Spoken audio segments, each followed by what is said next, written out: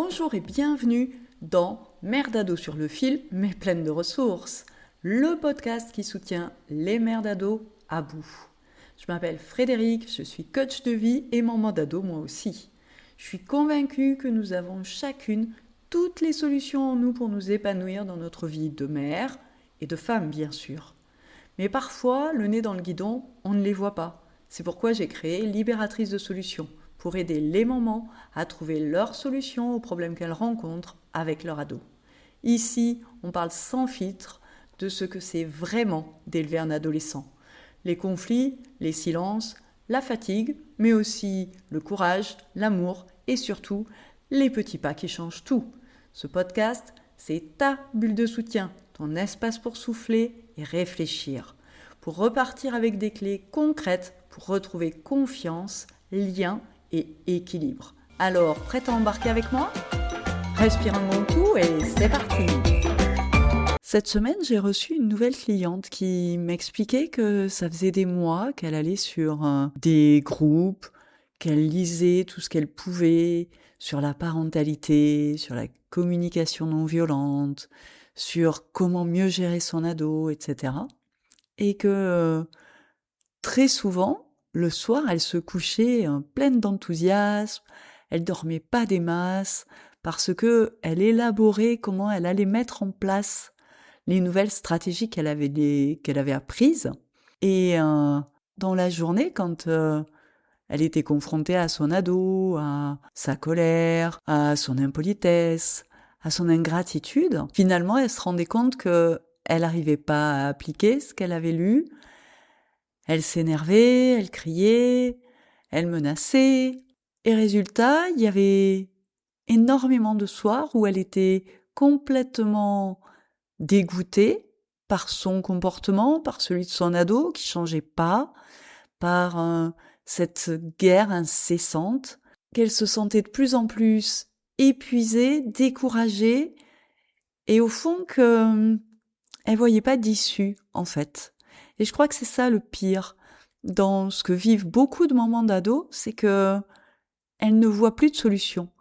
Parce qu'elles ont l'impression d'avoir tout essayé, toutes les solutions qu'elles ont lues, elles les ont testées, toutes celles qui leur parlaient en tout cas, et finalement tout ça pour rien. Que ce soit négocier, expliquer, répéter, punir, menacer, ça n'a pas marché. Et forcément, cette maman-là que j'ai reçue, elle était complètement au bout du rouleau, elle était dans une fatigue chronique complète, quoi. Parce que ça prend énormément de temps de lire tout ça, d'écouter des vidéos. Ça prend beaucoup d'énergie d'essayer d'aller à l'encontre de sa façon naturelle d'agir. Et plus elle est fatiguée, moins elle y arrive. Moins elle y arrive, plus elle a le sentiment de pas être à la hauteur, d'échouer dans son rôle de maman, que finalement, quoi qu'il se passe, ça va jamais s'améliorer. Et au fond, c'est hyper décourageant. Les cris, les oppositions, c'est devenu la routine. Son ado, de toute façon, il s'y attend aussi. Elle appréhende. Et du coup, il y a une impression de parler dans le vide et de servir à rien. Donc une manière de laisser couler, de plus se battre parce que ça sert à rien. Et puis à d'autres moments, il y a cette colère qui explose parce que c'est pas vivable en fait. Ce que lui fait vivre cet ado n'est plus supportable pour elle. Et au fond, du coup, il y a beaucoup de colère, beaucoup de tristesse aussi, et puis de la frustration devant l'ingratitude de son ado. Et au bout de tout ça, elle a fini par me dire qu'elle avait le sentiment qu'il le faisait exprès, qu'il faisait exprès de la pousser à bout. Et c'est terrible de vivre aux côtés de quelqu'un dont tu te dis que finalement, c'est ta chair, ton sang, c'est ton gamin, mais au fond, t'as l'impression que c'est ton ennemi. Et forcément qu'elle est épuisée puisque de toute façon, elle voit pas d'issue, elle essaye, mais ça marche pas. Elle crie et ça marche pas, il y a plus d'espoir. Et ce manque d'espoir-là, cette absence même totale d'espoir, ça ne fait qu'accentuer sa fatigue, son ras-le-bol. Le truc, c'est que quand on cherche à changer son ado, on se met une pression de dingue. On vit dans l'anticipation du conflit et on finit par perdre sa joie d'être maman. Tu sais, le truc là qui t'a conduit à vouloir un ou peut-être plusieurs enfants, ben tu finis par le perdre de vue. Est-ce que tu te reconnais là-dedans? Parce que dans cet épisode, tu vas comprendre pourquoi vouloir changer son ado est une impasse. Tu vas découvrir comment retrouver de l'énergie en changeant ta posture. Et puis tu vas sortir du mode combat pour entrer dans un mode de présence. Avant tout, je veux te parler de ce que moi j'ai traversé. Parce que je veux que tu saches que moi aussi, j'ai voulu gérer les temps d'écran de mon fils. Il est très branché jeux vidéo. Ça a toujours été son truc, il y a passé des heures et des heures. Et forcément, quand t'as comme ça, et puis il était même pas encore ado, que déjà, il était accro à l'ordinateur. Donc quand t'as un gamin qui adore les jeux vidéo, qui y passe énormément de temps, qui de toute façon ne respecte pas les règles que tu poses, parce que il va toujours essayer de trouver le moyen de gruger finalement, comme nous quand on essaye de passer au travers les radars. Ben lui c'est la même chose, il va essayer de dépasser un petit peu la limite, de trouver le moyen de revenir sur son ordi en cachette, etc., etc. Mais moi aussi j'ai voulu comme ça le contrôler. J'ai voulu qu'il passe moins de temps sur les écrans. Et tu sais pourquoi? Parce que ça m'inquiétait, évidemment. J'avais la trouille que ses résultats scolaires soient pas à la hauteur. J'avais la trouille de ce qu'il allait devenir s'il devenait complètement dépendant des jeux vidéo. J'avais peur de ce que ça pouvait créer parce qu'on entend plein de choses sur les jeux vidéo et leurs effets néfastes sur le développement des enfants, sur le fait que le gamin, il se coupe de la réalité, etc. Et puis j'ai mes parents aussi qui m'ont souvent dit que mes enfants étaient mal élevés. Alors je me suis fâchée parfois après mes enfants. J'ai cherché à ce qu'ils soient plus respectueux, qu'ils soient plus calmes pendant les repas parfois interminables, qu'ils soient plus aidants pour les tâches quotidiennes comme mettre la table, débarrasser. J'ai multiplié les stratégies pour tout ça. Je leur ai fait la morale, j'ai essayé de leur faire comprendre combien pour moi c'était important qu'ils aident.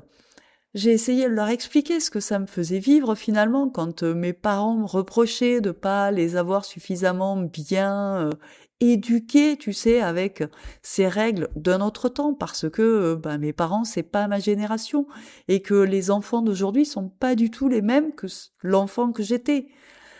J'ai essayé d'être plus stricte, de priver d'écran, de mettre des horaires. J'ai essayé de mettre vraiment un planning en place avec des horaires pour que mon fils respecte précisément. Je lui avais même acheté un minuteur, tu vois, pour qu'il sache, là, il doit s'arrêter. Mais il arrivait jamais à s'arrêter parce que quand tu es en pleine partie de game, forcément, tu vas pas t'arrêter, boum, pile poil. Et puis moi, du coup, ça m'énervait parce qu'il arrêtait pas quand je lui disais. Bref, tout ce que j'ai pu essayer, finalement, ça marchait quelques jours, mais pas sur la durée. Et résultat, ça faisait monter ma frustration, le sentiment de pas être une bonne mère. J'avais vraiment l'impression que puisque je n'y arrivais pas, puisque mon gamin n'arrêtait pas de jouer quand je l'avais décidé, c'est que il ne me respectait pas. J'avais une colère que parfois j'arrivais à contenir avec grande difficulté, mais que j'arrivais quand même à contenir, et c'est épuisant d'essayer de contenir comme ça cette colère quand elle demande qu'à sortir. Je crois que c'est l'une des choses les pires finalement, d'essayer comme ça de contrôler sa colère, tu sais, parce que je voulais expliquer, je voulais qu'il comprenne que c'était pour son bien. Et résultat, fallait pas que je m'énerve, parce que j'avais bien lu que si je m'énervais, et puis je m'en étais rendu compte aussi, forcément le message y passait pas. Mais du coup, j'avais cette colère qui était là, qui demandait qu'à sortir, sauf que je l'empêchais de sortir, et du coup, je me fatiguais à essayer de la contrôler. Et puis j'avais la tristesse aussi, pourquoi est-ce que c'est si dur, pourquoi est-ce que moi j'y arrive pas, pourquoi est-ce que les autres mamans elles ont l'air d'y arriver beaucoup mieux que moi, etc. Tout ce que je voulais finalement, c'était que ça aille mieux. Moi, c'était ça que je voulais. Je voulais que mes parents, ils arrêtent de me critiquer, que les devoirs soient faits, que les notes soient bonnes, qu'ils descendent pour manger quand je le leur demandais, qu'ils se couchent à l'heure, qu'ils arrêtent l'ordinateur ou le téléphone quand je le leur indiquais, à l'horaire qui était indiqué, et sans avoir à me battre ça chaque jour, chaque soir, chaque matin. Bref, j'avais pas envie d'être le flic de la maison, quoi. Mais tout ça, ça ne m'a conduit qu'à une chose, la frustration et la fatigue. Et à force, je me suis rendu compte d'une chose toute bête, c'est que la plupart des gens pensent que si on insiste suffisamment, l'ado va finir par changer, par plier, par faire ce qu'on veut de lui. Et j'y ai cru vraiment. Et quand j'y repense, franchement, ça me fait marrer parce que c'est tellement simpliste. Comme si il suffisait de dire à son gosse, voilà, c'est comme ça, dorénavant, t'as tel et tels horaires et tu vas le faire. Voilà. Je le lui ai dit, je lui ai fait un joli petit planning, ben forcément ça va marcher. C'est ça être une bonne mère, donc ça va fonctionner. Et d'ailleurs, c'est ce qu'on lit sur plein de groupes de parents. Fais ci, fais ça, fais pas ci, fais pas ça, punis plus, mets un cadre, et puis tu vas voir, il va plier. De toute façon, si tu es une bonne mère, ton gosse, il sera bien éduqué, il va te parler correctement, il va arrêter les écrans quand tu vas le lui dire. Voilà. Toutes ces injonctions-là, toutes ces croyances qu'on nous balance. Et je me suis aperçue que, en réalité, plus je le poussais et plus il résistait. C'est un vrai cercle vicieux, hein, et je t'invite vraiment à y réfléchir et à y penser. C'est que plus tu forces, plus ton ado s'oppose, parce que quand même, on est à l'adolescence. Ton ado, lui, il s'oppose. Quelque part, c'est son rôle. Hein. C'est vraiment le costume qu'il a enfilé. Désormais, il est dans l'opposition. Résultat, tu cries. Lui, il claque les portes, il s'isole, et toi, tu culpabilises. Et résultat, en voulant son bien, tu provoques son pire. Si tu devais retenir qu'une seule chose de cet épisode, c'est celle-là. Plus tu insistes pour que il arrête les écrans, pour qu'il y passe moins de temps, pour qu'il t'aide, pour que il fasse ses devoirs, etc., plus il s'oppose. Et plus il voit là le moyen de cristalliser son besoin de se différencier de toi, de s'autonomiser, et résultat, tu ne fais que provoquer ce que tu crains. Parce que vouloir changer quelqu'un qui ne veut pas changer, c'est comme essayer de vider l'océan avec une petite cuillère. Et c'est vraiment là que l'épuisement mental s'installe. Alors oui, pendant longtemps, j'ai cru que le problème venait du comportement de mes enfants. Qu'en insistant, en expliquant, en corrigeant, j'allais finir par les faire changer et par les faire adopter les comportements, les attitudes et les propos que je voulais. Aujourd'hui, je vois les choses totalement différemment. Je considère mon ado comme un thermomètre, pas comme le thermostat. Un thermomètre, il ne crée pas la température, il se contente de l'indiquer. Il ne fait que mesurer ce qui est déjà là. Ses paroles, ses silences, ses explosions ne sont pas la cause du malaise. Ils sont le signal d'un climat intérieur qui déborde, que ce soit chez lui ou chez moi. Et vouloir le changer, c'est comme taper sur le thermomètre, en espérant faire baisser la température. Tu vois le truc ? Ça va faire du bruit, ça va te fatiguer, mais clairement, taper sur le thermomètre, ça va pas faire baisser la température. Le jour où j'ai cessé de vouloir modifier le thermomètre, mon ado donc, et où j'ai commencé à travailler sur le thermostat, c'est-à-dire ma posture, mon état intérieur, et puis sur le climat aussi, et écouter ce que vit mon ado ou ce qu'il ressent, je t'assure que ça a changé beaucoup de choses. Et surtout, j'ai arrêté de m'épuiser. Avec le temps, j'ai compris et j'ai accepté surtout que je pouvais pas régler son monde intérieur et ses propres turbulences. Par contre, ce que je peux faire, c'est transformer ma propre posture et vivre ces tempêtes différemment, les accueillir au lieu de les combattre. Et c'est vraiment quand je change ma posture que je cesse de subir l'adolescence et que je peux la traverser avec mon enfant et non pas contre lui. Aujourd'hui, j'ai fait le deuil de l'enfant imaginaire, tu sais. J'accepte le fait qu'il est ce qu'il est aujourd'hui. J'accepte qui il est aujourd'hui, même si c'est mou, même si c'est impoli parfois, même si c'est déconnecté ou trop connecté à son téléphone. Ça veut pas dire que je ne fais rien pour le bouger. Bien sûr que non, ça signifie que j'ai arrêté de m'énerver après lui. J'ai arrêté de dépenser de l'énergie dans des colères inutiles. Et t'as pas idée de combien c'est reposant. Parce que la colère, c'est vraiment un truc qui t'épuise.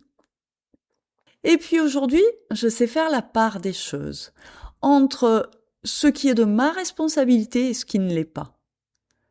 Par exemple, les notes ne sont pas de ma responsabilité.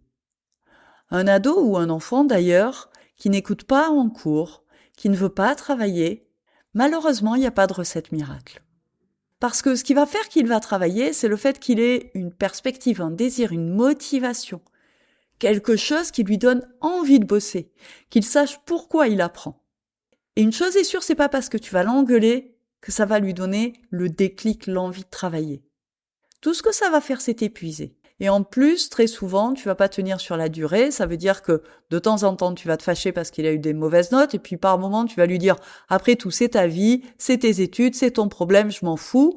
Et puis l'instant d'après ou les jours d'après, tu vas te remettre sur son dos à lui dire, ouais, mais il faut que tu bosses. Et là, c'est quoi qui parle? C'est ta peur. Et tout ça, ça marche pas. Et puis, il y a les choses dont je suis responsable, comme mon calme. Le fait d'être là pour lui, le fait de l'écouter, le fait de proposer, tout ça c'est de ma responsabilité. Et ce qui est génial, c'est que quand la maman devient plus stable, quand elle cesse d'attaquer, de combattre son ado, il a plus besoin de se défendre et lui non plus il a plus besoin de s'opposer. Et c'est là que le changement arrive, au moment où tu ne t'y attends plus, par ricochet. Pas parce que t'as baissé les bras, mais parce que t'as compris qu'il y avait des choses sur lesquelles tu pouvais te battre, et puis les autres. Et c'est précisément ce que j'aide les mamans que j'accompagne à réaliser. Qu'elles ne sont pas obligées d'attendre que l'adolescence passe pour être sereines, qu'elles ne sont pas obligées de se battre pour tout le temps, que le comportement de leur ado n'est pas l'indicateur de si elles sont ou non des bonnes mamans. Qu'à défaut de changer leur ado, elles peuvent changer leur posture. Et ainsi, vivre cette période avec beaucoup plus de douceur. En résumé, avant de travailler avec moi, en règle générale, les mamans que j'accompagne veulent changer leur ado, elles veulent qu'il écoute, qu'il obéisse. Elles répètent très souvent « tu dois aider, tu dois ranger ta chambre, tu dois faire tes devoirs ». Et évidemment, elles s'épuisent sans résultat. Parce que il n'y a pas pire qu'un ado qui ne veut pas. Mais après un travail sur soi, tu changes ta posture, le regard que tu poses sur ton ado, sur ses comportements, sur ses propos, et finalement, quand tu as travaillé le lâcher-prise, l'acceptation, les choses qui avant te mettaient dans une colère noire ou te rendaient triste, elles se mettent à glisser sur toi comme l'eau sur les plumes d'un canard. Tu cesses de vouloir le contrôler, et résultat, tu retrouves ta paix intérieure, même si tu vas pas y arriver dans 100% des cas. Bien sûr, parce que t'es humaine, t'es imparfaite et c'est ok. L'important, c'est d'arriver à lâcher sans faire semblant, sans prendre sur soi, sans enfouir cette colère ou cette tristesse. Alors, est-ce que tu es prête à essayer? Voici un petit exercice que je t'invite à réaliser. Choisis un combat. Une seule chose à abandonner cette semaine. Par exemple, le rangement de la chambre ou le temps d'écran du mercredi, l'heure du coucher du samedi, bref, ce qui te semble le plus facile pour toi. Et puis, observe ce que tu ressens en faisant ça. sans te juger, sans attente particulière, juste observe. Qu'est-ce qui se passe à l'intérieur de toi quand tu lâches? Est-ce que la peur rapplique?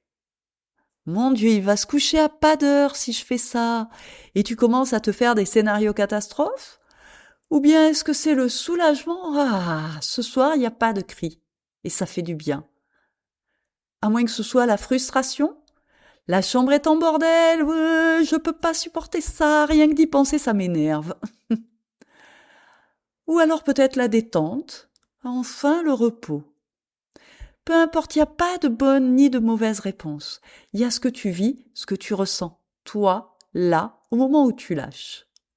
Et puis, il y a les conclusions que tu vas en tirer. Qu'est-ce que tu vas faire de ce que tu ressens? Il y a deux solutions. Soit tu profites, sans stress. Tu réalises que finalement, lâcher prise, c'est pas difficile et qu'au contraire, ça te permet de te relâcher, que tu cesses de lutter contre ton ado et que ça fait du bien.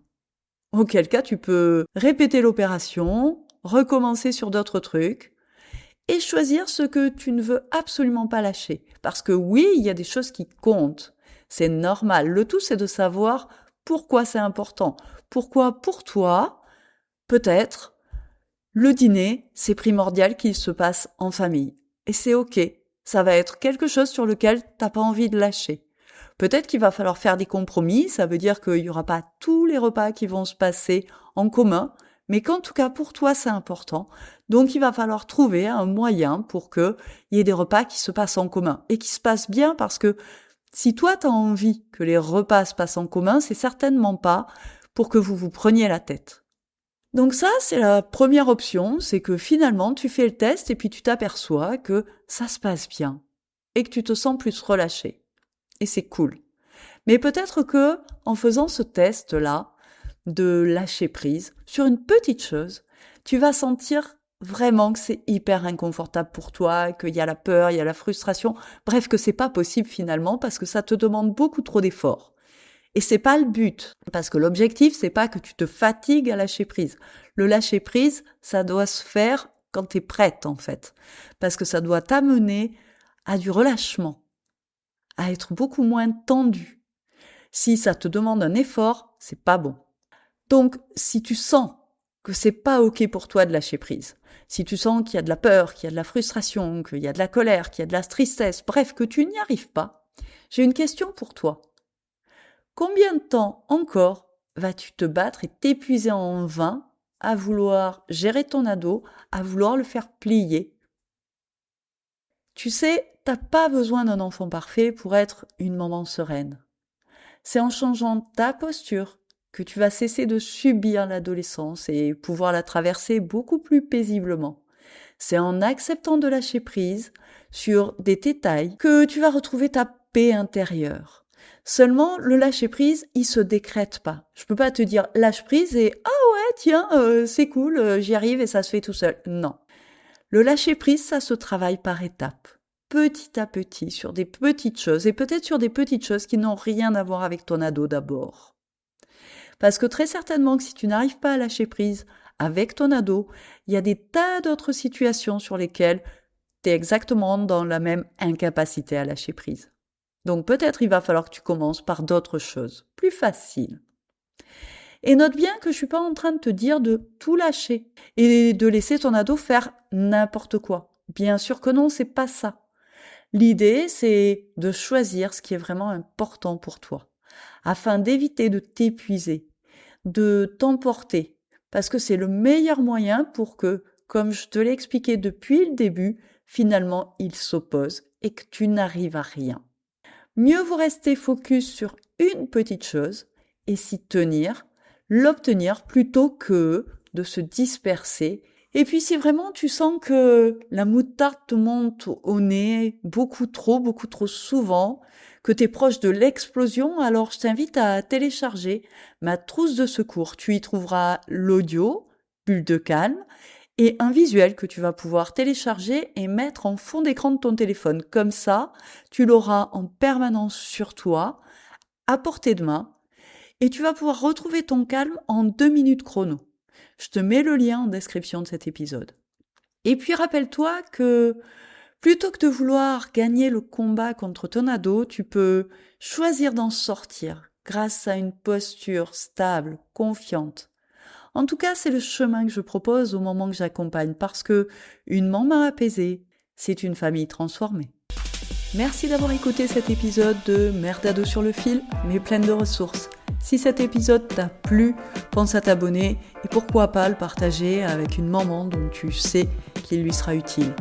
Tu veux aller plus loin? Abonne-toi à ma newsletter pour recevoir conseils et soutien directement dans ta boîte mail. Et surtout, n'oublie pas, chaque jour, tu fais de ton mieux et ça, c'est déjà énorme. À très vite pour un nouvel épisode.